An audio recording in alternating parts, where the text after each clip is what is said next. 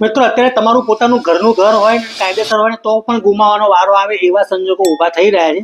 કારણ કે Ahmedabad municipal corporation દ્વારા અમદાવાદ શહેરના અલગ અલગ વિસ્તારોમાં 8,767 એટલે કે 8767 જેટલા મકાનો પાક્કા મકાનો દૂર કરવાની હિલચાલ ચાલી રહી છે. અને આ મકાનો રોડ રસ્તા પહોળા કરવાના જે સ્કીમ છે એના ભાગરૂપે કરવામાં આવી છે એવું અખબારી અહેવાલો જણાવે છે.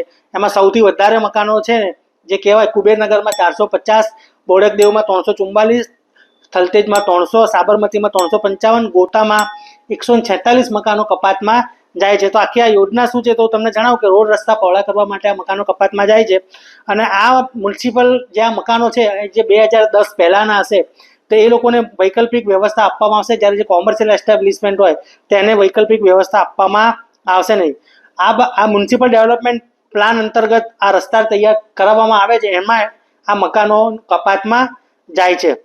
એટલે આમાં અખબારી અહેવાલ એવું કે શક્ય હોય તો નજીકમાં જે જગ્યા આપેલી હોય ત્યાં મકાનો આપવામાં આવશે, અથવા તો મ્યુનિસિપલ કોર્પોરેશન દ્વારા આવેલા મકાનો હોય તેમને મકાનોની વૈકલ્પિક વ્યવસ્થા આપવામાં આવશે. એટલે દુકાન, ગોડાઉન જેવી કોમર્શિયલ મિલકતો કપાતમાં જશે તેને કોઈ વૈકલ્પિક વ્યવસ્થા નહીં મળે. અને જો તમારું મકાન 2010 પહેલાંનું હશે તો તમને તમારી વૈકલ્પિક વ્યવસ્થા મળશે, એટલે કે તમને ઓલ્ટરનેટિવ રેસિડન્ટ મળશે.